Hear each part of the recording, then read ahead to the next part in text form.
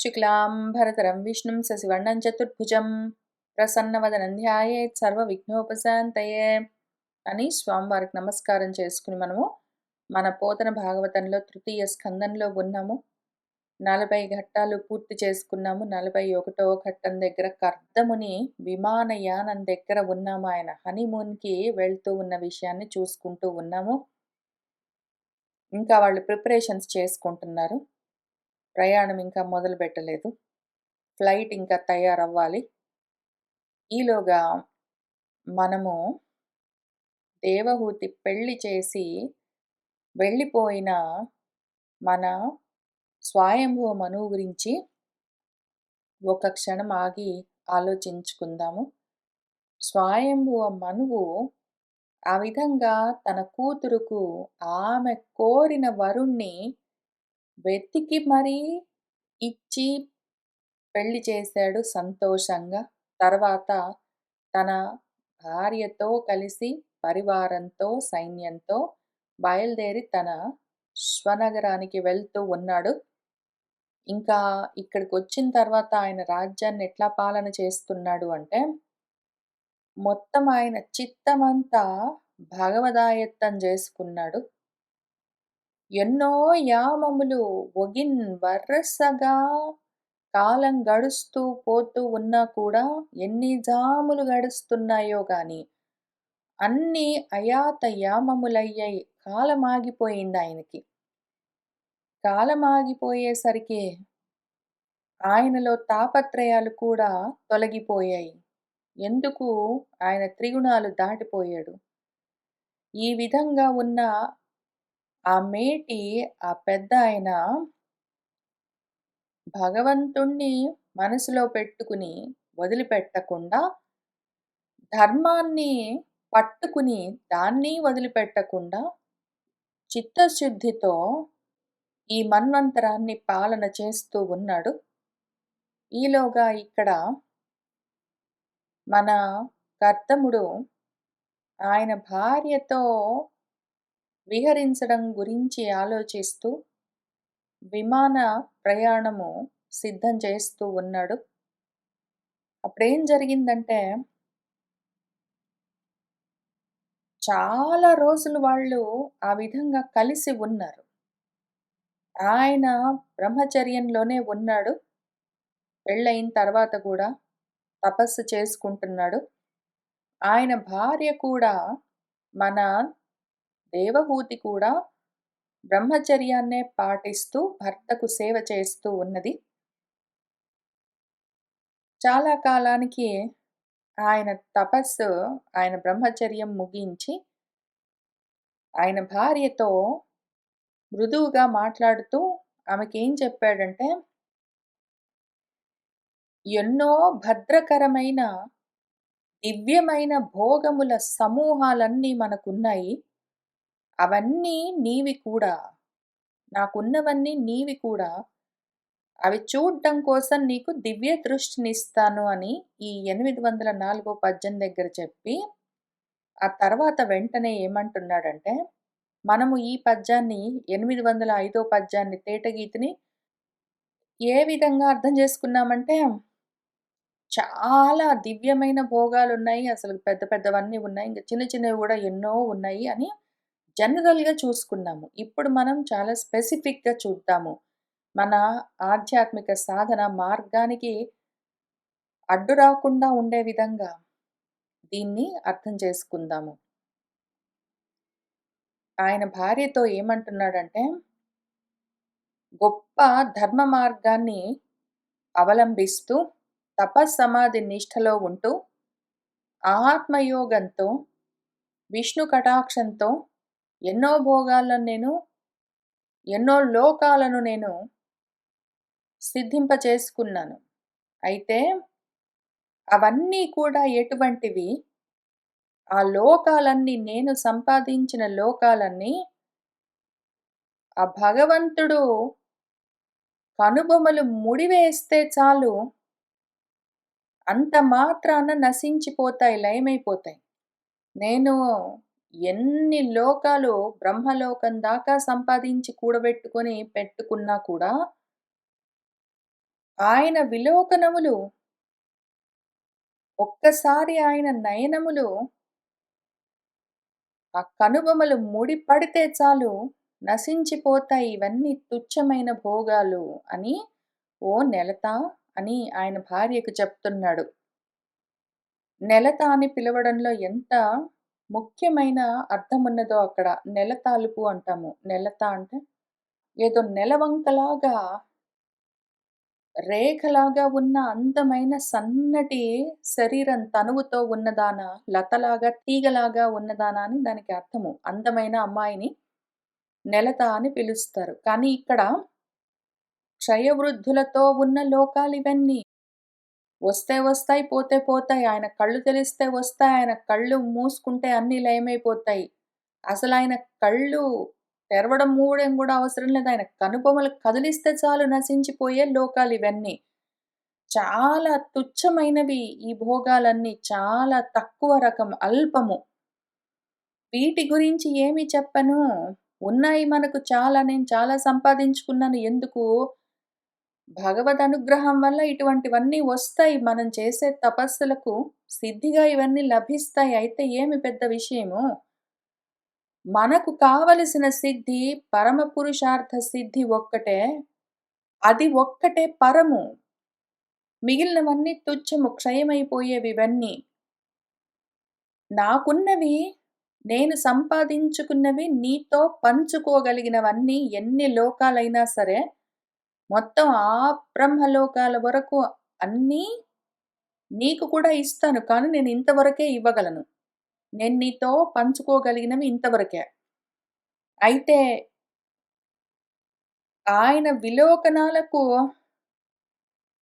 ఆయన ఆలోకనం చేస్తే కనిపించే లోకాలు, ఆయన కన్నులు ముకుళిస్తే లయమైపోయే లోకాలు గాదు. అసలు ఈ లోకాలను దాటి అలోకమైన విషయం ఒకటున్నది. దాన్ని మాత్రం ఎవరికి వాళ్ళు సాధించుకోవాలి. అది నేను నీతో పంచుకోలేను అని ఆయన హెచ్చరిక చేస్తూనే ఇక్కడ ఈ 805 పద్యం దగ్గర హెచ్చరిక చేస్తూనే ఆ లోకాలన్నీ ఆమెతో పంచుకుంటున్నాడాయన. ఈ విషయం మనం మాటి మాటికి గుర్తు చేసుకోవాలి. ఎందుకంటే గురువుగారికుంటే శిష్యుడికి రావడం, భర్తకుంటే భార్యకు రావడం, భార్యకుంటే భర్తకు రావడం, తల్లిదండ్రులకుంటే పిల్లలకు, పిల్లలకుంటే తల్లిదండ్రులకు ఇవన్నీ ఒకళ్ళకొకళ్ళకొచ్చేవి. లౌకికమైన విషయాలేమైనా రావచ్చు. అన్నతమ్ముళ్ళకున్నవి వాళ్ళ అక్క చెల్లెలకు, వాళ్ళకున్నవి వీళ్ళకు, ఇవన్నీ స్నేహితులకు ఒకళ్ళకొకళ్ళకున్నవి ఇవన్నీ లౌకికమైన విషయాలు కావాలంటే పంచుకోవచ్చు. కానీ అలౌకికమైన విషయము మోక్షము, పరబ్రహ్మము, దానికి కావలసిన బ్రహ్మ జ్ఞానము ఎవరికి వాళ్ళు సాధించుకోవాల్సిన విషయం. అది షేర్ చేసుకోవడానికి ఉండదు. ఎంత భార్యాభర్తలు అన్యోన్యంగా కలిసి ఉన్నా కూడా ధర్మార్థ కామాల వరకే. ఈ లోకాల వరకే. మోక్షం మాత్రం వేరే విషయం. ఆ మాటని ఆయన చెప్పే ఆమెతో ఇవన్నీ పంచుకుంటున్నాడాయన. ఎప్పుడు ఆమెకు లేనిపోనివన్నీ చెప్పలేదు. చెయ్యలేనివన్నీ ప్రమాణాలన్నీ చెయ్యలేదు. పెళ్లి నాడు, పెళ్లి కన్నా ముందు ఆయన చేసిన వాగ్దానం దగ్గర నుంచి కూడా అదే మర్యాదతో ఉన్నాడు. ఆ తల్లి కూడా అంతే మర్యాదగా ఉన్నదాయనతో. అసలు వీళ్ళిద్దరి కథలో ఈ మర్యాద ముఖ్యంగా కనిపిస్తుంది నాకన్ని చోట్ల. స్వయంభో మనువు, ఆయన భార్య శతరూప, వాళ్ళ కూతురు దేవహూతి, ఆమె పెళ్లి చేసుకున్న కర్దముడు, వీళ్ళందరి దగ్గర మర్యాద తప్ప నాకింకేమీ కనిపించట్లేదు. అంత పద్ధతితో ఉన్నారు ప్రతి వాళ్ళు. సరే ఇంతకీ ఆ జాగ్రత్త చెప్పి మరి ఇన్ని లోకాలున్నాయి, దివ్య లోకాలన్నీ ఉన్నాయి. కానీ నువ్వు ఎంత విలోకించినా గూడా ఆయన కనుబొమలు ముడివేస్తే ఈ లోకాలన్నీ నశించిపోతాయి. తుచ్చభోగాలు. ఎంత దివ్య భోగాలైనా తుచ్చభోగాలు. అయితే వరమైన, శ్రేష్టమైన, శ్రేయస్కరమైన విషయమేమి అంటే మోక్షం. అది నువ్వు సంపాదించుకో. ఇవి మాత్రం నావి. నేనివ్వగలిగినవన్నీ నీకిస్తాను అని ఆయన చెప్పాడు. ఆ తర్వాత ఆమె సరే నువ్వు చూపించే ఈ లోకాలన్నీ నేను నీతోటే పంచుకోవాలనుకుంటున్నాను. నీతో కలిసి ఉండాలని కోరుకుంటున్నాను. నాకా పద్ధతి చూపించు. అందుకోసము అనువైన పరిస్థితులు కల్పించు. కావలసిన వస్తువులన్నీ తయారు చెయ్యి, సిద్ధం చేయించు అని ఆమె చెప్పింది. అక్కడ మనం పోయిన వారం ఆపాం. ఇంక అక్కడి నుంచి చూసుకుంటూ వెళ్దాము. ఇంకా ఆయన తన నిజ యోగ మాయ బలంతో తక్షణమే ఏమి తయారు చేశాడు. ఒక విమానాన్ని తయారు చేస్తున్నాడు. మామూలు మనుషులైతే విమానాన్ని మొత్తాన్ని కొనలేరు. మొత్తాన్ని హైర్ చేయలేరు. ప్రాబబ్లీ అందులో టికెట్లు తీసుకోగలరు. Flight tickets. ఇక్కడిన ఫ్లైట్ టికెట్స్ తీసుకోవడం గాదు. ఫ్లైట్ కొనుక్కోవడం గాదు. ఫ్లైట్ తయారు చేస్తున్నాడు. దివ్య మణిస్తంభ దీప్తి చెన్నొందుచు మరకత స్థలముల మహిమ తనర వర వజ్ర కుడ్య కవాట శోభితములై విద్రుమ దేహళీ వీధులు అమర కొమరొప్ప నవశాత కుంభములపై హరినీల శకల విస్ఫురణ మెరయ తగ పద్మరాగంపు మొగడల చెలువందు వైడూర్య వలబులు వన్నె చూప తరళతర ధూమకేతు పతాకలులయ మంజు సింజత్ సమంచిత మధుప కలిత సురుచిర ఆలంబమాన ప్రసూన రాజి మాలికలన్ ఒప్పు వివిధ గృహాళిన్ తనరి. ఆయన తయారు చేస్తున్న ఆ విమానం ఎంత పెద్దగా ఉందంటే అందులో ఎన్నో గృహాల వరసలున్నాయి. చాలా భవంతులున్నాయి. చాలా గదులున్నాయి. చాలా పెద్దది. మల్టీ స్టోరీడ్ విమానం తయారు చేస్తున్నాడు. పైగా అది మామూలుగా ఏదో స్టీల్ తోటి, ఐరన్ తోటి ఇట్లాంటి సామాన్లతోటి గాదు. ఆయన తయారు చేస్తున్నది ఎంత అందంగా ఉన్నదంటే, దివ్యమైన మణులతో స్తంభాలను తయారు చేశాడు.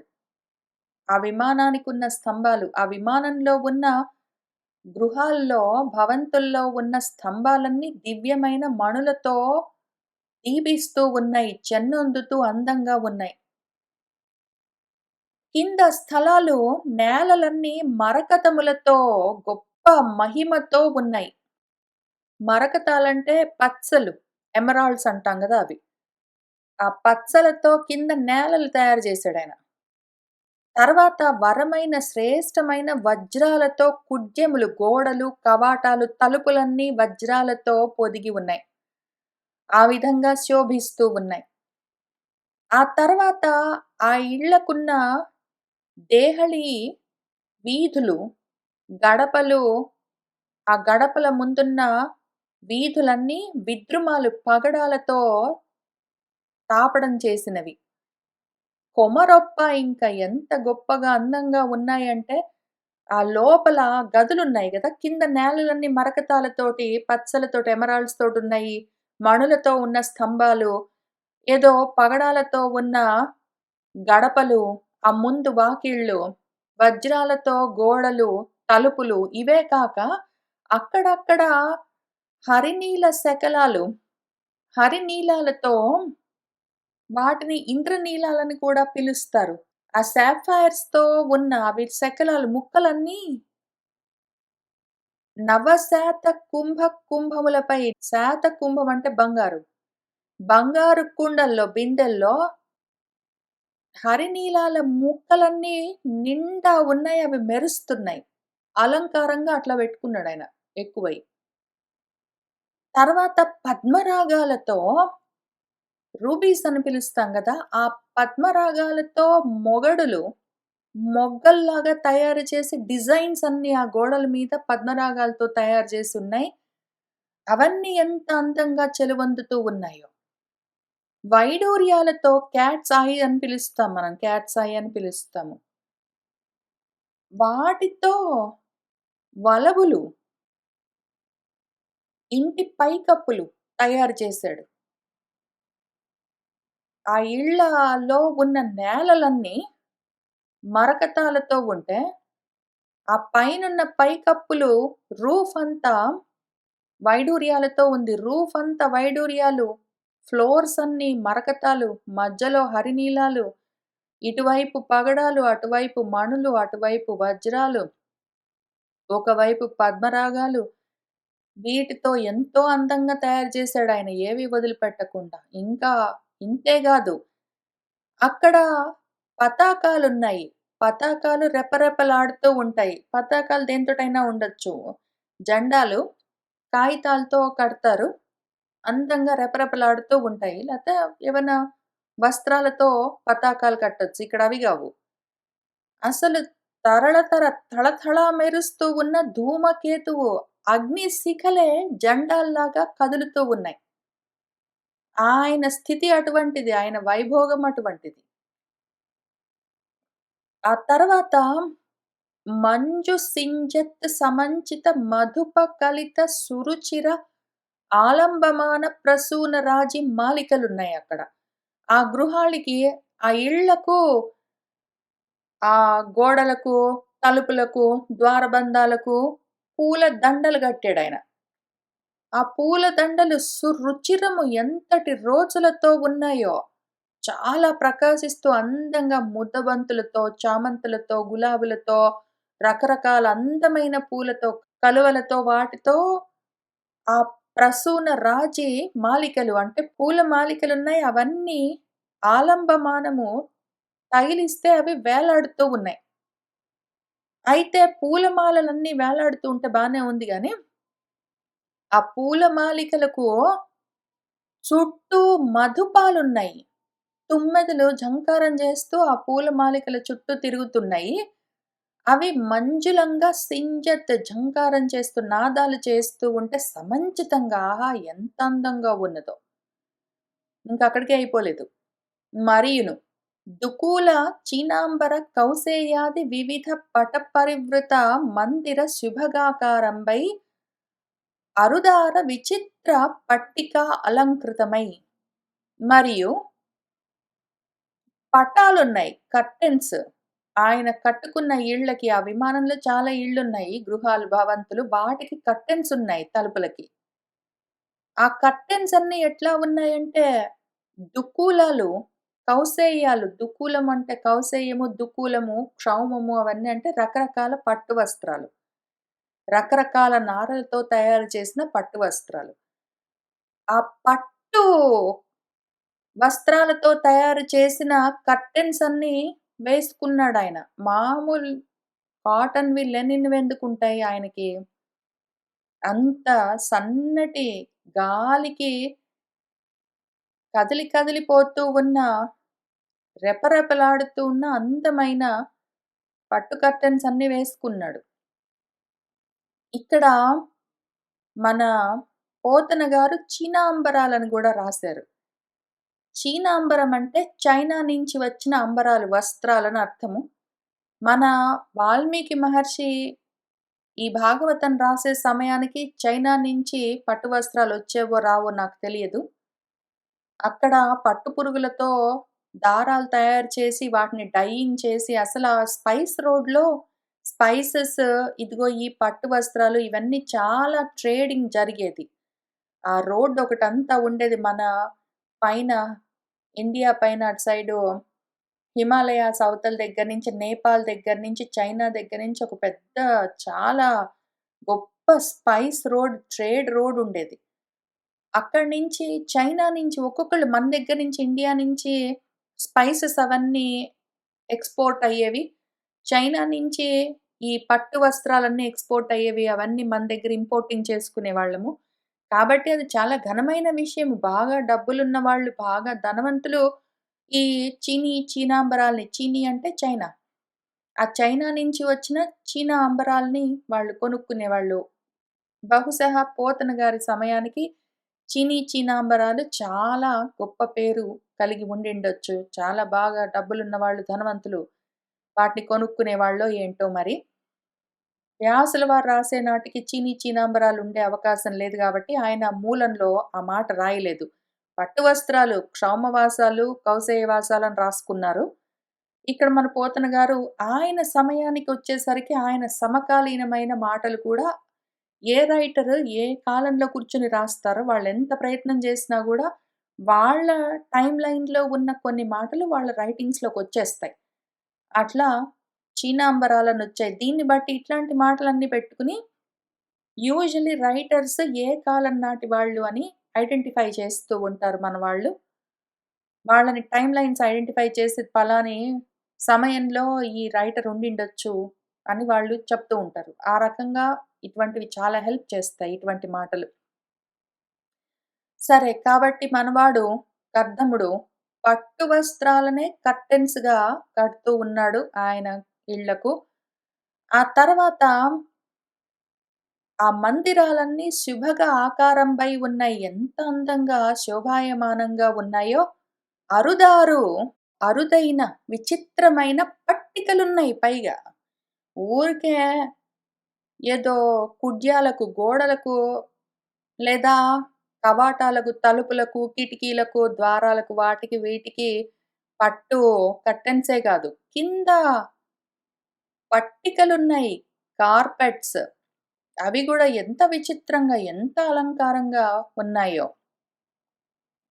అవి కాక లలిత ఉద్యానవనాంత సంచరణ లీలాలోల హంసాళి, కోకిల, పారావత, చక్రవాక, శుక, ఏకీ వ్యూహము అంచత్ సముత్కలికన్ కృత్రిమ పక్షులన్ నిజ విహంగ శ్రేణి అంచున్ కుతూహలియై పల్కుచు ఆడుచుండు ప్రతి శాఖారోహణ వ్యాప్తులన్. అక్కడ ఆయన తయారు చేసుకున్న విమానంలో లలితమైన ఉద్యానవనాలు కూడా ఉన్నాయి. ఆ ఉద్యానవనాల్లో, పార్క్స్‌లో లోపల సంచరిస్తూ, తిరుగుతూ, లీలగా ఆడుకుంటూ, ఆలోలంగా కదులుతూ ఉన్న హంసల ఆడి వరసలన్నీ ఉన్నాయి. వరుసగా హంసలు ఆడుకుంటూ, కదులుతూ వెళ్తూ ఉన్నాయి ఆ ఉద్యానవనాల్లో. హంసలే గాదు, హంసల వరసలు సరే, కోకిలలు కుహు కుహు అని కూస్తూ, పావురాళ్ళు, పారావతాలు, చక్రవాక పక్షులు, శుకములు, రామచిలుకలు, కేకీ వ్యూహము, నెమళ్ళ సమూహమంతా అసలు ఎంత అంచత అందంగా ఉన్నదంటే, ఉంటే ఉన్నాయి ఇవన్నీ. సరే ఉద్యానవనాలు ఈయన తయారు చేసాడు, కల్పించాడంటే అందులో ఇవన్నీ ఉండవా? ఉద్యానవనాలుంటే పక్షుల కిలకిల రావాలన్నీ ఉంటాయి. అయితే అక్కడికే అయిపోలేదు. ఆయన ఏదో హంసలు, కోకిలలు, పావురాళ్ళు, చక్రవాకాలు, శుకాలు, పికాలే గాదు. కృత్రిమ పక్షులను కూడా తయారు జేసుకున్నాడు. బొమ్మలు రకరకాల ఆయన దగ్గర మణులకి వాటికి ఏం తక్కువుంది. కాబట్టి మరకతాలతో, మాణిక్యాలతో, పచ్చలతో, ఏదో పద్మరాగాలతో ఆయన పక్షులని రకరకాల పక్షులను గూడా తయారు జేసుకున్నాడు. ఆర్టిఫిషియల్‌గా బొమ్మలు తయారు చేసుకున్నాడాయన. ఆ ఉద్యానవనంలో అక్కడక్కడ ఫౌంటైన్స్ అవన్నీ ఉంటాయి. కూర్చోడానికి చట్టాలుంటాయి. గజబోస్ ఉంటాయి. వాటన్నిట్లో అందంగా ఇవన్నీ గూడా బొమ్మల్లాగా తయారు చేసి పెట్టుకున్నాడు. అవి ఎంత లైఫ్ లైక్ ఉన్నాయంటే, నిజంగా పక్షుల్లాగా ఉన్నాయవి. మన పక్షులు పాపం ఇవి నిజం పక్షులు. ఈ హంసలు, కోకిలలు ఇవన్నీ నిజం పక్షులు. ఇవేం చేస్తున్నాయి, ఆ కృత్రిమ పక్షులను చూస్తున్నాయి. ఇంకా అవి నిజ విహంగ శ్రేణో ఏంటో నిజంగా పక్షులో ఏమో అని సముత్కలికన్ ఉత్కలికతో కుతూహలంతో వెళ్ళి, ఆ పక్షుల దగ్గరికి వెళ్ళి, కుతూహలంగా వాటితో పలుకుతూ, మాట్లాడుతూ, ఆడుతూ ఉన్నాయి. అవి గూడా పాపం నిజం పక్షులనుకుని వాటి దగ్గరికెళ్ళి కూర్చుని, మాట్లాడుతూ, పాడుతూ అవన్నీ చేస్తున్నాయి. అవేమో పాపము బొమ్మలు. అసలా బొమ్మలకి, నిజం పక్షులకి తేడా లేకుండా అట్లా తయారు చేసుకున్నాడాయన. ఇంక ఈ విధంగా చక్కగా ప్రతి శాఖారోహణ వ్యాప్తులన్న శాఖలన్నీ ఉద్యానవనంలో చెట్లన్నీ శాఖోపశాఖలుగా విస్తరిస్తే, ఆ వ్యాపించిన శాఖల పైన ఆరోహణము ఎక్కి, మన పక్షులన్నీ కూస్తూ అక్కడ చుట్టుపక్కల ఆ రకంగా నిజం పక్షులో తెలియట్లేదు. కృత్రిమ పక్షులో తెలియట్లేదు. అంత అందంగా అవన్నీ తయారు చేసుకున్నాడు. ఇంకా శాఖోపశాఖలుగా విస్తరించి ఉన్న ఆ కొమ్మల పైన అవన్నీ ఆరోహణం ఎక్కి ఆడుకుంటూ ఉన్నాయి. అవన్నీ చూడ్డానికి కన్నులకు పండువలాగా ఉన్నది. వెండియు ఇంకా తర్వాత ఘన సౌధాంతర శయ్యాసన కేళీ గేహ కృతక జగతీధర శోభన చంద్రకాంత చారు భవన ఫలభరిత అవనీజవంతములగుచున్. ఇంకా ఘనమైన సౌధాలున్నాయి. సుధతో అంటే శుద్ధతో తయారు చేసిన పెద్ద పెద్ద సౌధాలు, భవంతులున్నాయి. ఆ భవంతుల లోపల ఇదంతా బయట విషయం చెప్పుకున్నాం గదా మనము. ఇప్పుడు లోపల చూసుకుందాం. ఆ భవంతుల లోపల శయ్యలున్నాయి. పడకలు, పడుకోవడానికి పడక గదులన్నీ ఉన్నాయి. చక్కటి మంచాలతో, పట్టు పరుపులతో. ఆ తర్వాత కేళీ గేహములున్నాయి.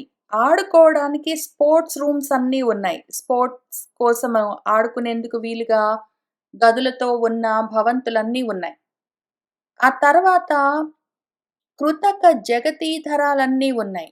ఆర్టిఫిషియల్‌గా కృత్రిమంగా తయారు చేసిన చిన్న చిన్న కొండల్లాంటివి అట్లాంటివి. ఎందుకంటే వాటిపైన ఎక్కడానికి అట్లా ఆ విధంగా. శోభనమైన చక్కటి అందమైన చంద్రకాంత శిలలతో ఎంతో అందంగా భవనాలను కట్టుకున్నాడాయన. ఆయన కట్టుకున్నవన్నీ చలువరాతి మేడలు. ఆయన చక్కటి చల్లటి చలువరాతి మేడలన్నీ కట్టుకున్నాడు. ఆ మేడల చుట్టూ, ఇళ్ళ చుట్టూ అవనీజములున్నాయి. అవనీజములంటే చెట్లు. ఆ అవనీజములు చెట్లన్నీ, అవని అంటే భూమి పైన జన్మించినవి. ఆ చెట్లన్నీ ఫలభరితమై ఉన్నాయి. పళ్ళతో నిండి ఉన్నాయి. ఆ విధంగా చాలా అందంగా ఆయన ఆ ఇళ్ళ సముదాయంతో కూడిన విమానాన్ని కట్టుకుంటున్నాడు. పైగా సకల ఋతు శోభితంబును, సకల శుభావహము, సకల సంపత్కరము, సకల ఉపభోగ భోగ్యము, సకల ఈప్సిత కామదంబు సదలంకృతము అయి ఉన్న ఆ అందమైన విమానము. అదెట్లా ఉన్నది అంటే, సకల ఋతు శోభితము. సకల ఋతువులో, అన్ని ఋతువుల్లో, అన్ని కాలాల్లో కాసే, పూసే పళ్ళతో, పూలతో ఉన్నవి. అటువంటి చెట్లతో కూడి ఉన్న ఉద్యానవనాలతో కూడి ఉన్నది. సకల శుభావహము, సకల శుభములను, మంగళములను కలిగిస్తూ ఉన్నది. సకల సంపత్కరమై ఉన్నది. సకల ఉపభోగ్యములు, అనుభవించడానికి తగిన భోగ్య వస్తువులన్నిటితో యోగ్యమై ఉన్నది, కూడి ఉన్నది. సకల ఈప్సిత కామదంబు, కోరుకున్న కోరికలన్నీ తీర్చేందుకు వీలుగా ఉన్నది అది. అక్కడ ఆయన ఆల్రెడీ విమానంలో ఎన్నో పెట్టుకున్నాడు కాక. ఆ విమానంలో ఉన్న వాళ్ళు ఇంకేమైనా కావాలంటే వెంటనే ఆ ఇల్లు ఇవ్వగలదు. ఆ విమానం అప్పటికప్పుడు తయారు చేసి ఇవ్వగలదు. ఆ రకంగా తయారు చేసుకున్నాడు. అది అలంకృతమై ఉన్నది. ఎంతో అందంగా అలంకరించబడి ఉన్నది. ఇప్పుడు ఆ విధంగా ఉన్న విమానాన్ని తయారు చేసి ఆయన భార్యకి ముద్దు ముద్దుగా చూపించుకుంటున్నాడు. అగుచునొప్పు దివ్య విమానంబు కల్పించి తదీయ సుషమా విశేష విచిత్రంబులు నిర్మించిన తానునూ తెలియంజాలని అద్భుత కర్మంబులైన విమానంబు దేవహూతికిన్ చూపినన్ చూసి అముద్దియ సంతసింపకుండుట ఎరిగి సర్వభూతాంతరాశయ అభిజ్ఞుండును సంతుష్టాంతరంగుండును అయిన కర్దముండు ఇట్లనియే. అగుచునొప్పు ఈ విధంగా ఒప్పారుతూ ఉన్నది ఆ అందమైన దివ్యమైన విమానము. దాన్ని కల్పించాడు చక్కగా. అసలు దాంట్లో ఉన్న సుషమ విశేషములు, దాంట్లో ఉన్న విశేషాలు అందమైన ఎన్ని విభూతులు, వైభవాలున్నాయంటే అసలు విచిత్రం అవన్నీ. అన్నీ విచిత్రాలే. అన్ని ఎన్నున్నాయి అందులో అంటే, నిర్మించిన తానును తెలియంజాలని. ఆయనే కట్టాడు ఆ విమానం. కానీ అందులో ఉన్న విచిత్రాలు, అందాలు ఆయనకే తెలీదు ఎన్నో. అన్నున్నాయి. అటువంటి అద్భుత కర్మంబులైన విమానాన్ని తయారు చేసుకున్నాడు. దాన్ని చాలా గొప్పగా దేవహూతికి చూపించాడు. ఆమె చూసింది. చప్పుడు చేయలేదు. చాలా బాగుందనలేదు, బాగలేదనలేదు, ఆమెమనలేదు, ఆమె సంతోషించలేదు. ఊరికే చూసి ఊరుకుంది. ఆ ముద్దియ, ఆ అమ్మాయి, ఆ యువతి ఆ విధంగా సంతోషించకుండా ఉన్నదని ఆయన చూసుకున్నాడు. ఆమెకు సంతోషం అనిపించలేదని ఆయనకర్థమయ్యింది. దాంతో సర్వభూతాంతర ఆశయ అభిజ్ఞుడు. అందరి మనసుల్లో ఉన్న విషయాలను తెలుసుకోగలిగినవాడు. మన కర్దముడు సంతుష్టాంతరంగుడు. ఆయన అంతరంగం, ఆయన మనసెప్పుడు తృప్తిగానే ఉన్నది. ఆమెకి తృప్తి లేదు. ఆమెకు కొంచెం అసంతృప్తిగా ఉన్నది. ఆయనకు కారణం అర్థమయ్యింది. ఇంకా ఆయన ఆమెతో ఏమంటున్నాడంటే, "అతివా భగవత్కృతంబును అఖిల మంగళాకారంబును అగు ఈ జలాశయమున తవిలి కృంకినన్ జంతువితానములకు కామ్య ఫలసిద్ధి సేకురును కాన నీవు ఈ జలములన్ అతి భక్తిని మజ్జనమొనరించి ఈ విమానము వేడ్కన్ లజ్జావతి ఎక్కవే అని బుజ్జనమొనరంగ కర్దముడు పల్కుటయున్." "ఓ అతివా" అని భార్యను పిలిచి, భగవంతుడి చేత తయారు చేయబడ్డది ఈ పక్కనే ఉన్న బిందు సరస్సున్నది. అది అఖిల మంగళాకారమై ఉన్నది. సర్వమంగళాలకు ఆకారమది. సాకార స్వరూపము. అటువంటి ఈ జలాశయమునన్ ఈ బిందు సరస్సులో తవిలి కోరుకుని కృంకినన్ అందులో కృంకులిడితే అంటే మునిగితే అటువంటి జంతు వితానములకు ఏ జంతువులైనా సరే ఆ బిందు సరస్సులో మునిగితే ఇంకా కామ్య ఫలసిద్ధి సేకురును. వాళ్ళు కోరుకున్న ఫలములు సిద్ధిస్తాయి. కాబట్టి నువ్వేం చెయ్యంటే, అతి భక్తితో ఈ జలములలో మజ్జనమొనరించు. స్నానం చేసి అందులో మునుగు. ఈ నీళ్లలోకి వెళ్లి భక్తిగా మునుగు. ఆ రకంగా చేసి తర్వాత వచ్చి ఈ విమానమును వేడ్కన్ సంతోషంగా ఎక్కవే ఓ లజ్జావతి అని ఆయన బుజ్జనమొనరంగా ఆమెను బుజ్జగిస్తూ ముద్దు ముద్దుగా మన కర్దముడు పల్కుటయున్ చెప్పగానే ఆమె సరే అన్నది. వెళ్ళి ఆ బిందు సరస్సులో స్నానం చేయడం కోసం నీళ్లలోకి మునుగుతూ ఉన్నది. విని ఆ కువలయాక్షి పతి సేవాయాస మనిలాంబరయు వేణీభూత శిరోజయు ధూళి ధూసరిత అతికృషితాంగయును శబలస్తనయునై బిందు సరోవరంబు ప్రవేశించి తజ్జలంబుల కృంకులిడు సమయంబున తత్వాహ్పూర మధ్యంబున రుచిర సూక్ష్మాంశిక ధారిణులు కిశోర వయ పరిపాక శోభితులు ఉత్పల గంధులునగు కన్యా సహస్రంబులు దేవహూతిన్ కనుంగొని ఇట్లనిరి. ఆయన చెప్పిన మాటలు, తన భర్త చెప్పిన మాటలు విన్నదామె విని సరేనని ఆ కువలయ అక్షి, కువలయం అంటే పద్మము, పద్మాల్లాంటి కన్నులున్న ఆమె పతిసేవాయాస మలిన అంబరయై ఉన్నది. ఇప్పుడు సేవలతో వస్త్రాలు కూడా కొంచెము మాసిపోయి ఉన్నాయి, పాతవై ఉన్నాయి బట్టలన్నీ ఆమె కట్టుకున్నవి. ఆమె శిరోజములు కూడా వేణీభూతమై ఉన్నాయి, జటలు గట్టుకుని ఉన్నాయి. ఆమె కూడా మరి బ్రహ్మచర్యంలో ఉన్నది ఆయనతో పాటు. ధూళి ధూసరిత అతి కృషీభూత అంగా అయి ఉన్నదామె. దుమ్ము కొట్టుకుని చిక్కిపోయి ఉన్న శరీరంతో ఉన్నది. శబల స్తనయై ఉన్నదామె. ఆమె స్తనములు కూడా చిక్కి ఉన్నాయి. ఆ విధంగా ఉన్న ఆమె బిందు సరోవరంలోకి ప్రవేశించింది. తత్ జలంబులన్ ఆ నీళ్లలోకి ఆమె వెళ్ళి కృంకులిడు సమయంబున మునుగుతూ ఉంటే ఆ సమయంలో ఏం జరిగిందంటే విచిత్రము, ఆశ్చర్యము. తత్ వాహ్పూర మధ్యంబున ఆ నీళ్ల మధ్యలో రుచిరమైన రోచులతో ప్రకాశంతో ఉన్న సూక్ష్మ అంశుక ధారిణులు, పల్చటి అందమైన వస్త్రములు ధరించిన వాళ్ళు, కిశోర వయ పరిపాక శోభితులు, అప్పుడప్పుడే కిశోర వయస్సు దాటుతూ ఉన్నది, నవయవ్వనంలో ఉన్నవాళ్ళు, ఉత్పల గంధులు, కలువల వంటి చక్కటి పరిమళాలతో ఉన్నవాళ్ళు అయిన ఒక కన్యా సహస్రము, 1000 మంది అమ్మాయిలు, కన్యలు దేవహూతిని కనుంగొని ఆమెను చూసి ఆమెతో ఇట్లా అంటున్నారు. ఆ బిందు సరస్సులో ఆమె మునిగేసరికి వీళ్ళందరూ కనిపిస్తున్నారు ఆమెకు. ఆమెతో ఇట్లా అన్నారు.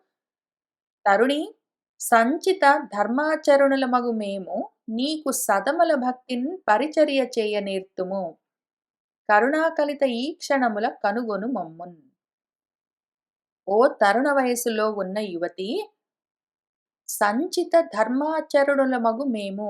మేము ధర్మాచరణను సంపాదించుకుని ఉన్నాము. ధర్మాన్ని ఆచరించడమే పనిగా పెట్టుకుని ఉన్నాము. అటువంటి మేము నీకు సదమల భక్తితో, సత్ నిర్మలమైన భక్తితో పరిచర్య చేయనేర్తుము. నీకు పరిచర్యలు చేస్తాము. మమ్ము నువ్వు కరుణాకలిత ఈ క్షణముల కనుగొనుము. కరుణతో కూడిన చూపులతో మమ్ము చూడు, మమ్మల్ని చూడు, నీకు సేవ చేయడం కోసం వచ్చాము అని వాళ్ళు చెప్పారు. చెప్పి ఆమెకు అభ్యంగన స్నానాలు చేయిస్తూ ఉన్నారు. ఆ విషయం చూద్దాము. అని పల్కి దాసి అయ్యతివకు అభ్యంజన ఉద్వర్తనములు పెంపొనరచేసి మలయజ కర్పూర మహిత వాసిత హేమ కలశ ఉదకంబుల జలకమార్చి ధవళ వస్త్రంబుల తడియొత్తి సర్వాంగ ధూపంబులొసగి కస్తూరి అలతి మంజు సింజత్ మణి మంజీర కింకిణి కలరావకలిత మేఖలలు రత్నఖచిత తాటంక ముద్రిక కంకణ ఆది సముచిత అనర్ఘ్య హేమభూషణములు వసగి భవ్య మాల్యానులేపన అంబరములనిచ్చి షడ్రసోపేత వివిధాన్న సమితి తనిసి అని వాళ్ళు పలికి చెప్పి దాసి ఆమె దగ్గరకు వచ్చి ఆ అతివకు ఆ యువతికి అభ్యంజనము తలంటి ఉద్వర్తనము నలుగు పెట్టి పెంపొనరజేసి చక్కగా స్నానాలు చేయించి ఎట్లా చేయిస్తున్నారు స్నానాలు?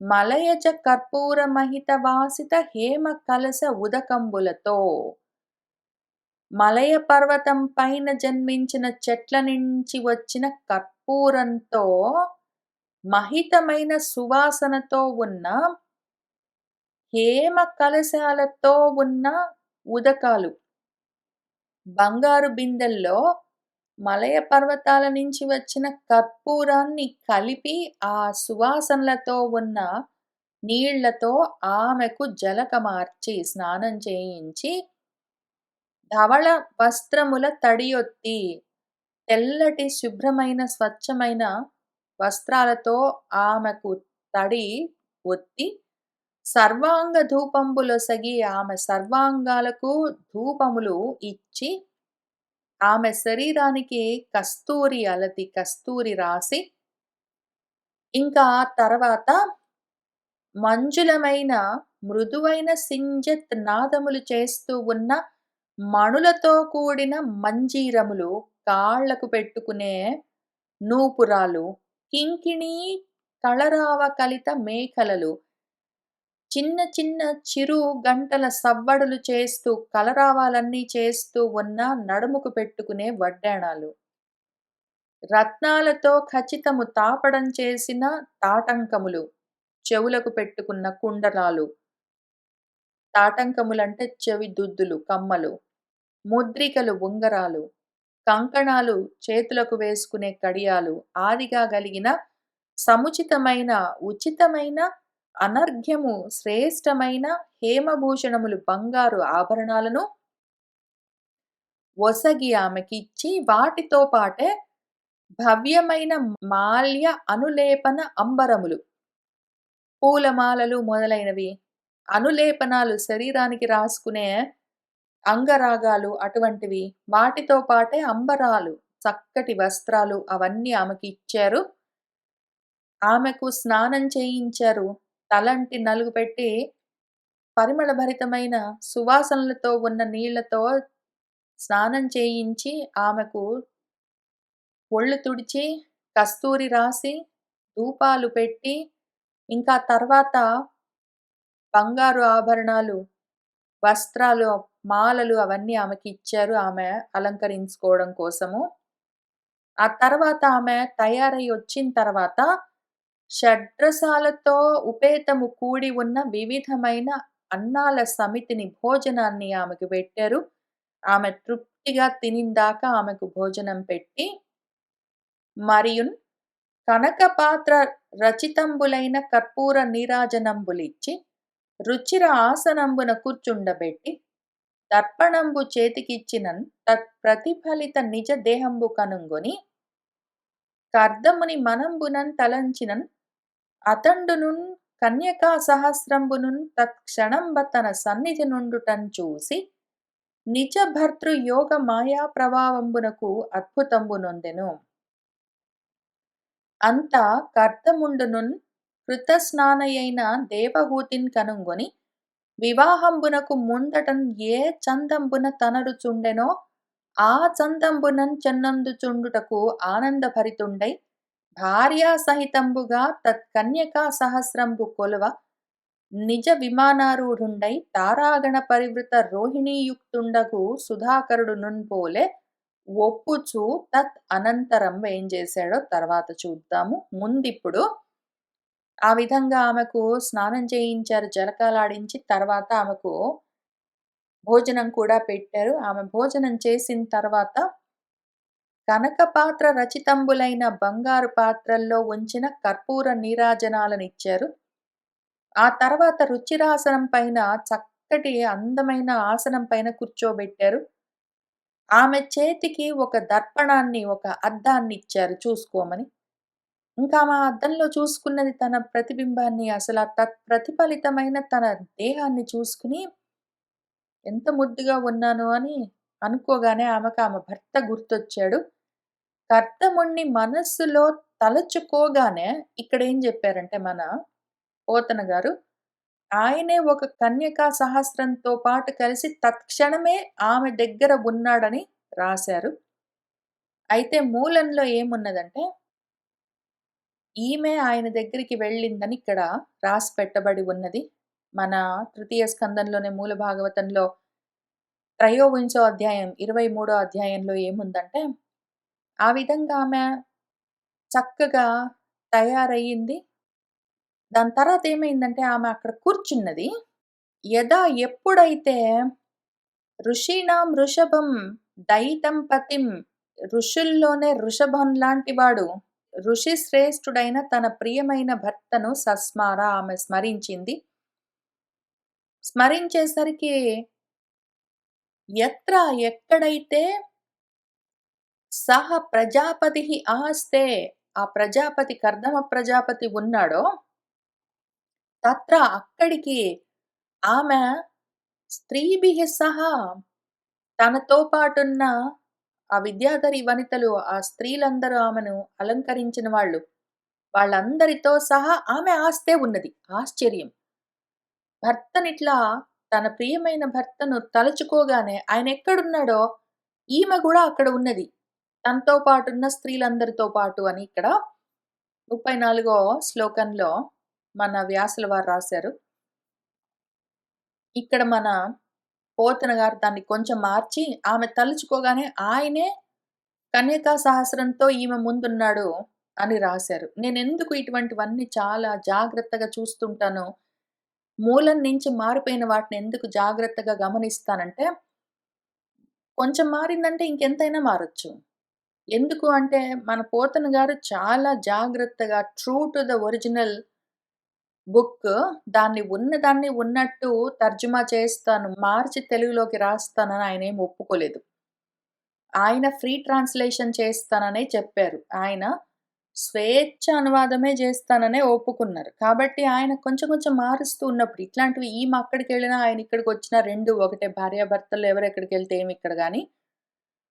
ఆ రాసే రైటర్ కొంచెం కొంచెం మారుస్తూ వెళ్లారనుకోండి, అసలు అవసరమైన చోట కూడా మార్చేసే ప్రమాదం ఉన్నది. కాబట్టి నేను మారిందంటే వెంటనే అలర్ట్ అవుతాను. విషయం మారిపోరాదు. ప్రాపంచికంగా కూడా విషయం మారరాదు. ఆధ్యాత్మికంగా అస్సలే మారరాదు. మిగిలినవి కొంచెము అందం కోసము, పద్యాల కోసము ఎక్కడైనా పెంచుకుంటే గూడా నేను అంతకన్నా ఎక్కువ సంతోషంగా చదువుతాను. దాంతేముంది. ఇప్పుడు మన హిరణ్యాక్షుడిని భగవంతుడు ఏ విధంగా యుద్ధంలో ఓడించారు అన్న చోట ఒక్కొక్కసారి కొంచెం పెంచి రాసినా గూడా అది కూడా చాలా కష్టమవుతుంది. అది గూడా ఒప్పుకోవడం కష్టం. ఎందుకంటే ఆయన చక్రం ఎప్పుడు వాడారు, ఆయన గద ఎప్పుడు వాడారు, ఆయన ఎన్ని సార్లు కొట్టారు, ఎక్కడ కొట్టారు అన్నవన్నీ చాలా ముఖ్యమైన విషయాలు. ఎందుకు అంటే చక్రం అంటే ఈ సంసార చక్రము, గద అంటే బుద్ధి అటువంటివన్నీ చాలా టెక్నికల్ టర్మ్స్ అవన్నీ చాలా డీకోడ్ చేసుకొని చూసుకోవాల్సిన విషయాలు. వాటిని త్రిశూలం అంటే ఏంటి? త్రిపురాలు. గద అంటే ఏంటి? బుద్ధి. లేదా వాక్ గద అంటే. లేదా చక్రం అంటే సంసార చక్రం ఇట్లాంటివన్నీ ఉంటాయి. వాటిని మార్చేసుకుంటూ కథగా చెప్తే చాలా ఉత్సాహంగా ఉంటుంది గదా! అని పెంచుకుంటూ పోయారనుకోండి. ఒక కత్తి యాడ్ చేసి అక్కడ ఆయన ఒక్కసారి కొడితే 4 సార్లు కొట్టారని చెప్పి ఇవన్నీ చేస్తే ఏమవుతుందప్పుడు మనకు సాధనకు పనికొచ్చే స్టెప్స్ అన్నీ పక్కకెళ్ళిపోతాయి. కాబట్టి నేను అతి జాగ్రత్తగా చూసుకుంటూ ఉంటాను. ఇప్పుడిక్కడ మా ఆయన దగ్గరికెళ్ళినా, ఆమె ఈమె దగ్గరికొచ్చినా పర్వాలేదు గానీ, ఈ రకంగా కొంచెం మార్పులతో కొంచెం మారిస్తే పర్వాలేదు, కొంచెం మారిస్తే పర్వాలేదు అన్న థాట్ ప్రాసెస్ తోటున్నప్పుడు, అన్న ఆలోచనతోటున్నప్పుడు ఇంక పెద్ద పెద్దవి వేరే చోట్ల గూడా మారిపోతూ ఉంటాయి విషయాలు. ఎందుకంటే కొంచెం ఎంత గొప్ప రైటర్ అయినా సరే, ఒక వ్యాసుడు, వాల్మీకి వాళ్ళిద్దరిని పక్కన బెట్టి, ఇంక మిగిలిన వాళ్ళు ఎంత గొప్ప రైటర్స్ అయినా సరే, వాళ్ళు రాయడం మొదలుపెడితే స్టోరీ ఇంక వాళ్ళ చేతిలో ఉండదు. వాళ్ళింకా స్టోరీని వాళ్ళు ఫాలో అవ్వాల్సిందే తప్ప, స్టోరీ వాళ్ళని ఫాలో అవ్వదు. కొంచెం రైటింగ్ తోటి స్ అనుభవం ఉన్న వాళ్ళెవరికైనా ఈ విషయం తెలుస్తుంది. ఒక్కసారి రాయడం మొదలుపెడితే ఇంకా ఆ స్టోరీ రైటర్‌ని దాటిపోతుంది. ఇంక అది సొంత లైఫ్ తీసుకుంటుందింక. కాబట్టి ఆయన చెప్పడం కొంచెం మనసులో మారేసరికి అక్కడింక చేతులు దాటిపోతుంది విషయము. అందుకని నాకు భయము ఇట్లాంటి చోట. చదువుకుంటున్నవేదో మామూలు విషయం గాదు. అసలు చదువుకుంటేది భాగవతము. ఎందుకు అంటే బతుకులు బాగా జేసుకోవడం కోసం. మధ్యలో అందంగా ఉంటాయని చెప్పి ఏవో చెప్పుకుంటూ పోయామంటే మాత్రం సాధన స్టెప్స్ అన్నీ చెడిపోతాయి. సరే ఇక్కడ ఆమొచ్చినా, ఆయనొచ్చినా ఏదో ఒకటి జరిగింది. వాళ్ళిద్దరూ ఒక చోటుకొచ్చారు ఇంతకి. అప్పుడేం జరిగిందంటే నిజ భర్తృ యోగమాయ ప్రభావానికి ఆమె పొందింది. ఎంతో అద్భుతాన్ని అనుభవించింది. ఆశ్చర్యపోయింది. అంతన్ కర్దముండునున్ కృతస్నానయైన దేవహూతిన్ కనుంగొని. కర్దముడు గూడా చక్కగా స్నానం చేసి అలంకరించుకుని వచ్చిన దేవహూతిని చూసి, వివాహానికి ముందు ఆమె ఏ విధంగా, ఏ చందంగా ఉండేదో, అదే విధంగా, అదే చందంగా, అదే విధంగా ఇప్పుడు చెన్నందుతూ ఉండడము, అందంగా ఉండడాన్ని చూసాడు. ఆనందభరితుడయ్యాడు. భార్యా సహితంబుగా ఆ కన్యకా సహస్రం ఉన్నది గదా! ఆమెకు పరిచర్యలు చేస్తూ ఉన్న ఆ కన్యకల సమూహము వాళ్ళతో పాటు కలిసి వాళ్ళు కొలుస్తూ ఉండగా, సేవిస్తూ ఉండగా తన విమానాన్ని అధిరోహించాడు. ఏ విధంగా ఆయన విమానంలోకి ప్రవేశించాడు ఇంతకీ అంటే, తారాగణ పరివృత రోహిణీయుక్తుడైన చంద్రుడిలాగా, సుధాకరుడిలాగా. తారాగణాలన్నీ చుట్టూ ఉండగా, రోహిణీ నక్షత్రంతో కలిసి ఉన్న చంద్రుడిలాగా, ఈ కన్యక గణమంతా చుట్టూ ఉండగా, తన భార్య సమేతుడై ఆయన ఆ విమానంలోకి ప్రవేశించాడు. అనంతరంబ ఆ తర్వాత ఏం జరిగిందంటే, చిరశుభమూర్తి అమ్ముని అశేష దిగీశ విహార యోగ్యమున్ సురుచిర మందగంధవః శోభితమున్ నికట ప్రధాతు నిర్జర సరిత్ అంబు శీతల తుషారమునై తనరారు మేరు కందరమునకేగి దేవ వనితాయుతుడైన కుబేరు చాడ్పునన్. ముందు ఫస్ట్ స్టాప్ మేరు పర్వతానికెళ్ళాడాయన. ఆ మేరు పర్వతం ఎట్లా ఉన్నది? చిరశుభమూర్తి ఆ ముని చిరమైన మంగళములకు సాకార రూపమై ఉన్నాడా అన్నట్టు ఉన్నాడు మన కర్దమ ప్రజాపతి ఆ ముని. ఆయన అశేషమైన దిగీశ విహార యోగ్యమై ఉన్న మేరు పర్వతము. అఖిల దేవతలు పైగా దిగీసులు అంటే దిక్పాలకులు. దిక్పాలకులందరూ అక్కడ విహారానికొస్తారు వెకేషన్‌కి. అందుకు తగిన విధంగా యోగ్యమై ఉన్నది ఆ మేరు పర్వతము. సురుచిరము ఎంతో రుచిరము అందమైన మందంగా వీస్తూ ఉన్న గంధవహుడు పిల్లగాలులతో ఉన్నది. శోభాయమానంగా ఉన్నది ఆ మేరు పర్వతము. చల్లటి పిల్లగాలులు మందంగా వీస్తూ ఉన్నాయి. చక్కటి పరిమళాలతో కూడి నికట ప్రధాతు నిర్జర సరిత్ అంబువులు. వాటితో పాటు ఉన్న ప్రకృష్టమైన ధాతువులు మినరల్స్‌తో ఉండి, ఆ నిర్జర సరిత్తులు ఆ జలపాతాలన్నీ శీతలమైన అంబువులతో, నీటితో, తుషారములతో, తుంపెర్లతో ఉన్నాయి. ఆ విధంగా తనరారుతూ ఉన్న మేరు కందరమునకు ఏగి వెళ్ళి, దేవవనితాయుతుడైన కుబేరుడి చాడ్పున అట్లా ఉన్నాడు. దేవవనితలతో కూడి ఉన్న కుబేరుడిలాగా ఉన్నాడు మన కర్దమ ప్రజాపతి. అసలే ఆయన చాలా అందగాడు. పెద్ద పెద్ద కళ్ళతో, ఆజానుబాహు విగ్రహంతో, బలమైన శరీరంతో అసలే అందంగా ఉంటాడు. ఇప్పుడు ఇంకా సుందరంగా తయారయ్యాడు భార్యతో కలిసి వెకేషన్‌కెళ్ళాడు గాబట్టి. ఆ వెళ్ళింది అందమైన మేరు పర్వతానికి. అక్కడ చక్కటి పరిమళాలతో పిల్లగాలులు వీస్తూ ఉన్నాయి. చక్కగా జలపాతాలన్నీ పైనుంచి పడుతూ ఉన్నాయి. తుంపెర్లన్నీ రేగుతూ ఉన్నాయి. అక్కడ అసలు దిక్పాలకులందరూ విహారానికొచ్చి అక్కడక్కడ తిరుగుతూ ఉన్నారు. చాలా అందంగా ఉంది. అక్కడికెళ్ళాడు ఫస్ట్. ఆ తర్వాత ఇంక అక్కడి నుంచి ఆయన స్వర్గలోకానికెళ్ళాడు. అక్కడ అమర ఉద్యానవనాలున్నాయి. దేవలోకంలో ఉద్యానవనాలకెళ్ళాడిప్పుడు. అమర ఉద్యానవన ప్రదేశములు, నవ్య ఆరామ భూములు, తళత్ కుముద అంభోజ విభాసి మానస సరక్కూలంబులు, మంజు కుంజములు, చైత్ర రథంబులు, విస్ఫురిత విశ్రంభమునన్ చూసె నెయ్యమునన్ కర్దమయోగి కామగ విమానారూఢుడై చచ్చరన్. అమర ఉద్యానవన ప్రదేశాలు, దేవతలు తిరిగే ఉద్యానవనాలు ఆ ప్రదేశాల్లో తిరుగుతూ ఉన్నారిప్పుడు. నవ్య ఆరామ భూములు చక్కగా అప్పుడప్పుడే తయారు చేస్తూ ఉన్న, కొత్తగా కడుతూ ఉన్న ఆరామ భూములు, విహార ప్రదేశాలు. తళత్ కుముద అంభోజ విభాసి మానస సరక్కూలంబులు.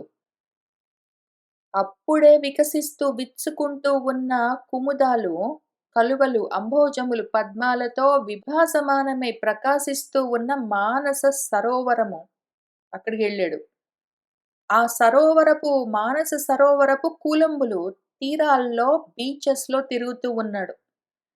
ఆ మానస సరోవరం యొక్క తీరాల్లో మంచు కుంజములున్నాయి. అందమైన చక్కటి పొదరిళ్ళున్నాయి. ఆ పొదరిళ్ళలో ఆమెతో ఆడుకుంటూ, పాడుకుంటూ చట్టాపట్టాలేసుకొని తిరుగుతున్నాడు.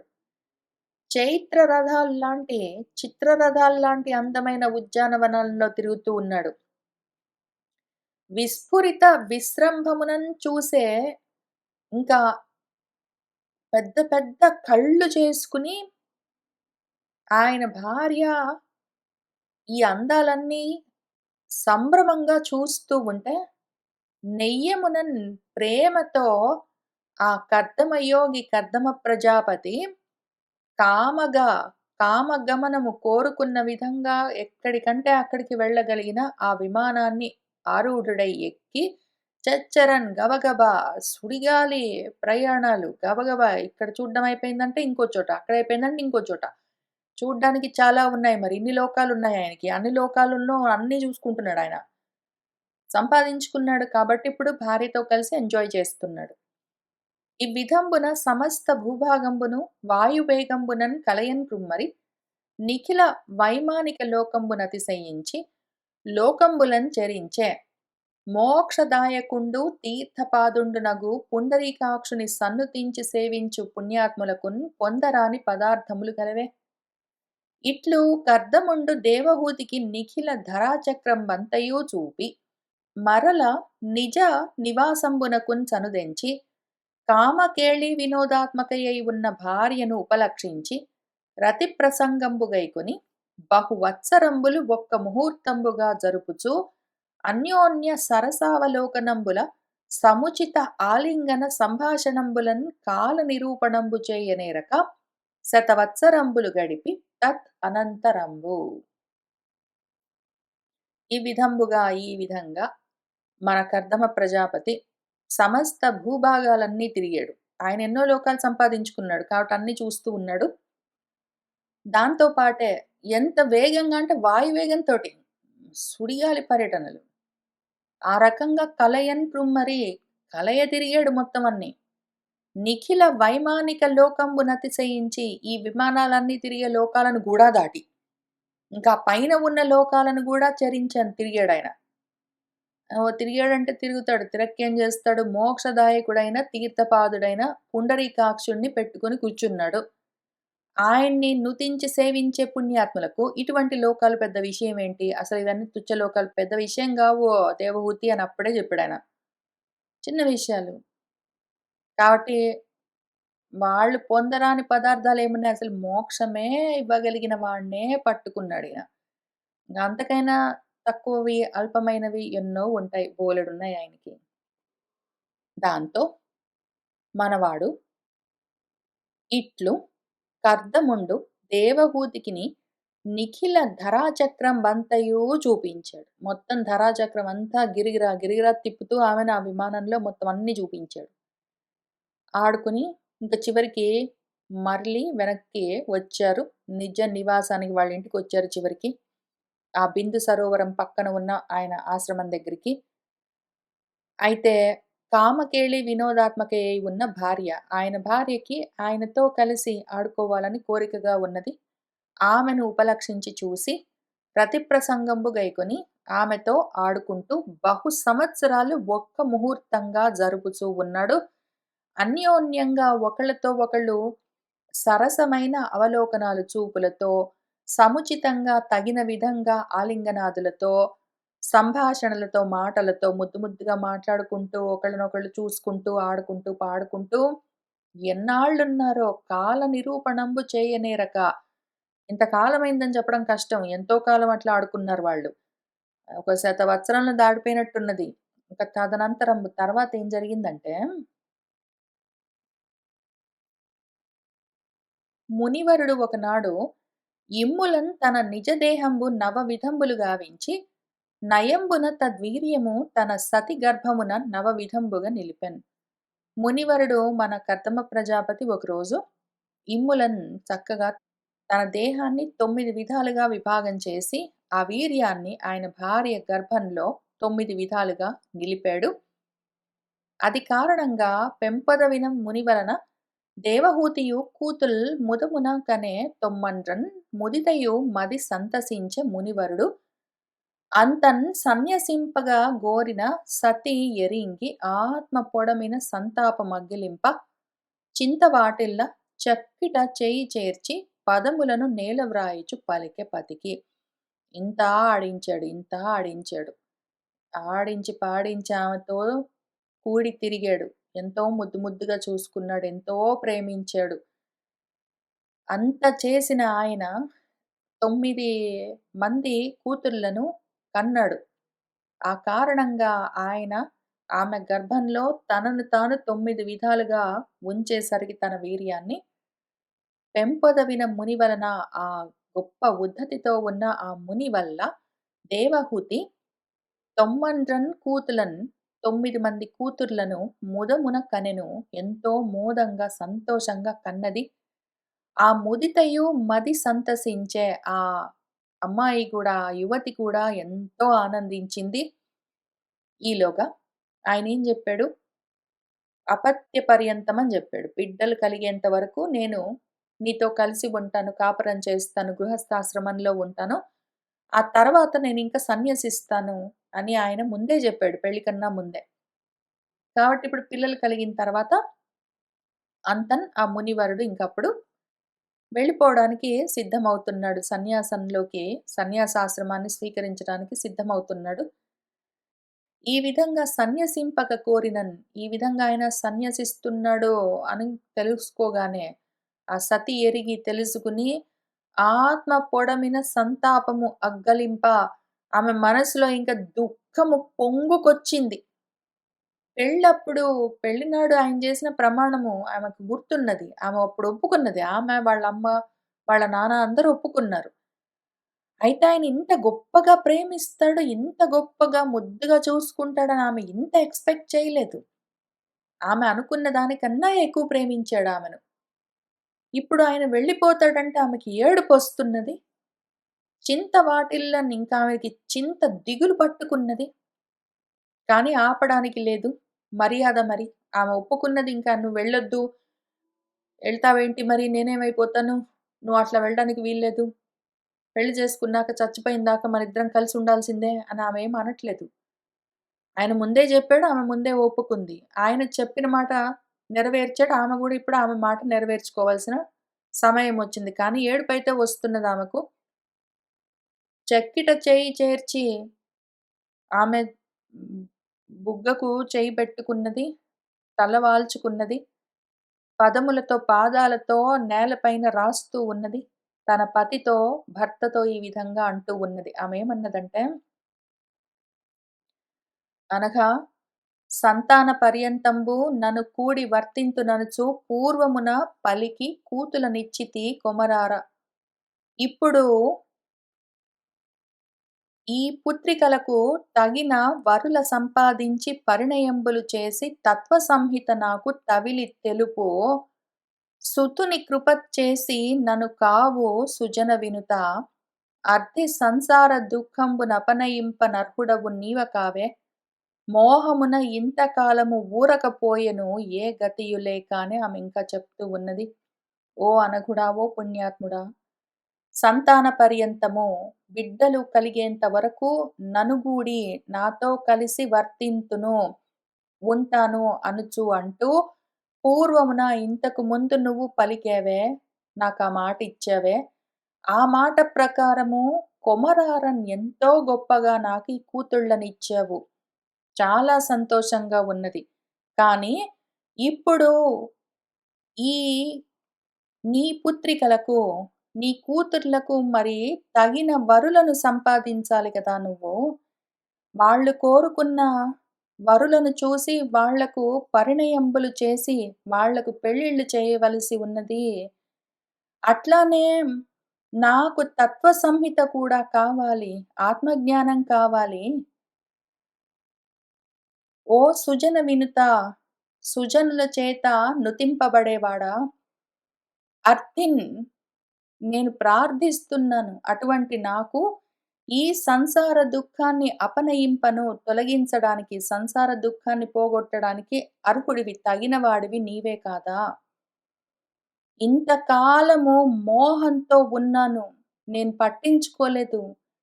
నీతో కలిసి తినడము, తిరగడము, ఆడుకోవడము, బిడ్డల్ని కనడము, ఇల్లు వాకిలి చూసుకోవడము, వీటితోటే కాలమంతా ఊరకపోయింది. ఈ మోహంతోటే ఉండిపోయాను. ఏ గతి లేకుండా అయిపోయాను అని ఆమె చెప్పుకుంటూ ఉన్నది. ఇందులో కొన్ని విషయాలన్నీ మార్చేశారు మళ్ళీ మన పోతన గారు. మూలంలో లేనివి ఆయన సొంతంగా చాలా పెట్టారిక్కడ. కాబట్టి మనము చూసుకుంటూ వెళ్దాము. ఇక్కడ కూతుర్లనిచ్చావు గొప్పగా అని చెప్పిన తర్వాత, ఇప్పుడు ఈ తరుణులు పతులను తమకు వాళ్ళే అరసి వర్తింతురో అని భీతి నొందెదను. ఇప్పుడు ఈ అమ్మాయిలు వాళ్ళ భర్తలను వాళ్ళే తెచ్చుకుంటారో ఏమో! వాళ్ళకిష్టమొచ్చిన వాళ్ళతోటి వాళ్ళుంటారని నాకు భయమేస్తుంది అని అంత మాట అన్నది. అంత మాట అన్నదామె. ఎవరు అన్నది? పోతన గారి దేవహూతి. యాక్చువల్‌గా మన వ్యాస మహర్షి చెప్పిన దేవహూతి మనకు తెలిసిన, నాకు తెలిసిన, నేను నమ్మే నా తల్లి దేవహూతి గాదు. ఆమె అట్లాంటి మాటలనదు. అక్కడ దేవహూతి తనకు తగిన భర్తను ఆమె చూసుకున్నది. నారద మహర్షి చెప్తూ ఉంటే విన్నది. ఆయన్నే పతిగా వరించింది. ఆయన్నే కావాలని కోరుకున్నది. వాళ్ళ అమ్మా, నాన్న వాళ్ళు కూడా ఆమె కోసము ఇంకా మొత్తం దేశమంతా తిరిగి ఆయనెక్కడున్నాడో తెలుసుకొని, పట్టుకుని వెళ్ళి ఆయనతో మాట్లాడి, ఆయన్నడిగి, ఒప్పించి పెళ్లి చేశారు. ఆ విధంగా పెళ్లి చేసుకుని సంతోషంగా భర్తతో కాపురమున్నదామె. తను కోరుకున్న వరుణ్ణి పెళ్లి చేసుకొని సుఖంగా కాపురం చేసిన ఆ తల్లి, ఇప్పుడు తన సొంత కూతుర్లు వాళ్ళ భర్తలను వాళ్ళు కోరుకుంటారంటే, ఈమె భయపడి భీతి నుండి అవన్నీ చెందుతున్నానని చెప్తుందా? ఇటువంటి ఆలోచన వ్యాస మహర్షి మనకిచ్చిన ఆ మంగళమూర్తి దేవహూతి అసల పలికే మాటే గాదు. ఎందుకిట్లా రాస్తారంటే పోతన గారు ఆయనకి సమకాలీనంగా ఆయన కాలంలో ఒకవేళ ఇటువంటివన్నీ ఉన్నాయో ఏమో తెలీదు. ఇటువంటి ఆలోచనలు ఎప్పుడైనా ఉంటాయి. ఇటువంటి ఆలోచనలు ఆ కాలం, ఈ కాలం అని ఎక్కడున్నది? అటువంటి గుణాలతో ఉన్న వాళ్ళకి ఇటువంటి ఆలోచనలే వస్తాయి. కాబట్టి అసలు నేను దీన్ని ఇక్కడి నుంచి కొమరార తర్వాత ఉన్నది మొత్తం అంతా ఇగ్నోర్ జేస్తున్నాను. లేని విషయం. మూలంలో లేదసలు. ఆమె అసలు ఆ మాట అనలేదిక్కడ. మూలంలో చాలా క్లియర్‌గా ఆమె ఏమనిందంటే, మరి ఇక్కడ దేవహూతి ఏమనిందంటే, "ఓ బ్రహ్మన్, భగవాన్ ఇదిగో నువ్వు అప్పుడు పెళ్లి సమయంలో మహ్యం నాకు ఏది ప్రతిశ్రుతం ప్రతిజ్ఞ చేశావో, ఏ మాట ఇచ్చావో, అదే విధంగా సర్వం చేశావు. అథాపి అయినా గూడా ఒక మాట అడుగుతున్నాను. దయతో ఒక అభయాన్ని దాతుమర్హసి ఇవ్వవలసి ఉన్నది. ఓ బ్రహ్మన్" అని భర్తను పిలిచి, "దుహితృభిః కూతుర్లకు తుభ్యం నీ చేత సమాహ వాళ్లకు తగిన పతులు విమృగ్యాః పట్టుకోవలసి ఉన్నది. వాళ్ళకి ఏ భర్తలు కావాలో అటువంటి వాళ్ళని మరి నువ్వు చూసి పెళ్లి చేయవలసి ఉన్నది. అట్లానే ఒకవేళ నువ్వు వనం ప్రవ్రాజితే త్వయి నువ్వు వనానికి వెళ్ళిపోతే, వానప్రస్థం పుచ్చుకుంటే, నువ్వు సన్యసించి వెళ్ళిపోతే, మే విశోకాయ నాకు శోకం తొలగడం కోసం కశ్చిత్ ఏదైనా ఉండాలి గదా! స్యాత్ మరి. నువ్వు వెళ్ళిపోతే నాకేమి దిక్కు? ఈ కాలమంతా వ్యర్థపుచ్చుకున్నాను. వ్యర్థంగా నీతో ఉండి గూడా నేను వ్యర్థం జేసుకున్నాను. మరి నాకు కూడా ఆత్మజ్ఞానం కావాలి. ఇన్నాళ్ళు పట్టించుకోలేదు కానీ నాకు కూడా కావాలి. మరి దానికేదైనా మార్గం చెప్పు అని అడుగుతుంది. అడిగితే అప్పుడాయన మార్గం ఉపదేశం చేస్తాడు. ఇక్కడ పోతన గారు మళ్ళీ ఇది కూడా మార్చేశారు. ఈయనేం జెప్పారంటే, పెళ్ళిళ్ళు చేసిన తర్వాత తత్వ సంహిత నాకు తవిలి తెలుపు సుతుని కృప చేసి, అటువంటి తత్వ సంహితను నాకు చెప్పే కొడుకును నాకివ్వు అని అడిగింది అని రాశారు. ఆమె తత్వ సంహితను, ఆత్మజ్ఞానాన్ని నాకు ఉపదేశం చేసే కొడుకు కావాలని ఆమేం అడగలేదు. ఆమె నాకు గతి ఏమి? నాకు మార్గమేమి మరి? అని అడిగితే ఆయనే నీకొక కొడుకు కలుగుతాడు. ఆయన నీకు తత్వోపదేశం చేస్తాడు, జ్ఞానోపదేశం చేస్తాడు అని భర్తే చెప్తాడు. ఇక్కడ ఆమెనే తత్వ సంహిత నాకు చెప్పే కొడుకొకడు కావాలి. కొడుకును కూడా ఇచ్చి వెళ్ళు అని ఇవన్నీ ఆమె కోరుకున్నట్టు రాశారు. అసలామె ఇవన్నీ అడగలేదు. నాకు జ్ఞానం గావాలని అడిగింది. జ్ఞానము ఆమెకు కలిగేందుకు మార్గాన్ని ఆయన ఉపదేశం చేశాడు. గురువై ఆమె భర్త ఆమెకు గురువై ఆ మార్గాన్ని, ఆ దారిని చూపించాడు. అంతవరకు చేశాడు. కాబట్టి ఇవన్నీ కొంచెం కొంచెం మారుకుంటూ పోతే చాలా దూరం వెళ్ళిపోతాయి. ఇక్కడ కూతుర్లు వాళ్ళ ఇష్టం వచ్చిన వాళ్ళని పెళ్లి చేసుకుంటారట. మరి నాకు భయమేస్తుంది. ఇటువంటివన్నీ ప్రపంచంలో చాలా అనర్థం కలిగిస్తాయి. చాలా అనర్థం కలిగిస్తాయి. ఏ పాపము తెలియని ఆడపిల్లల పట్ల చాలా విపరీతమైన భావనలు, వ్యతిరేక భావనలు కలిగిస్తాయి. అట్లా చెయ్యరాదు. ఆమె ఏమడుగుతున్నదన్నది ముఖ్యము. ప్రశ్న ముఖ్యము. ప్రశ్న ముఖ్యం. ఆమె ఏమడిగింది భర్తను, ఆయన ఏమి చేశాడన్నది ముఖ్యము. ఈమె ఊహించుకొని నిర్ణయాలు తీసుకోవడానికి ఉండదు. ఎందుకంటే శిష్యుడిగా ఉన్నది. శిష్యుడిగా ఆత్మజ్ఞాన బోధ గురించి అడుగుతూ ఉన్న సమయంలో గురువు ఆమెకి ఏది తగినదో, ఏ విధంగా కలుగుతుందో ఆయన నిర్ణయిస్తాడు. కాబట్టి ఇక్కడ గురు శిష్య సంబంధాన్ని చూడాలి. భార్యాభర్తల అనుబంధం అయిపోయింది. బిడ్డలు కలగడంతో భార్యాభర్తల అనుబంధం అయిపోయింది. వాళ్లకు పెళ్లిళ్లు చేయడంతో ఆయనకు తండ్రిగా గూడా బాధ్యత తీరిపోతుంది. భర్తగా, తండ్రిగా బాధ్యత అయిపోయిందిప్పుడు. గురువుగా శిష్యుడికి చేయవలసిన ఉపదేశం చేయవలసి ఉన్నది. కాబట్టి మారిపోరాదిక్కడ. విషయాలు మారితే ఎంతో అనర్థం కలుగుతుంది. నాకు భయం వేస్తుంది ఇటువంటివన్నీ చూసుకుని జాగ్రత్తగా చదువుకోలేకుండా ఒక్కొక్కసారి మిస్ అవుతానేమో అని నాకు ఆ భయం. నాకు వాటి గురించి భయం ఎక్కువ కలుగుతుంది. అల్పమైన విషయాల గురించి కాదు. సరే. ఇవాళ మనము ఇక్కడ ఆపుదాము. వచ్చే వారము మన 829 చంపకమాల నుంచి చదువుకుంటూ ముందుకు వెళ్దాం. సర్వం శ్రీకృష్ణ పరబ్రహ్మ పాదారవిందార్పణమస్తు.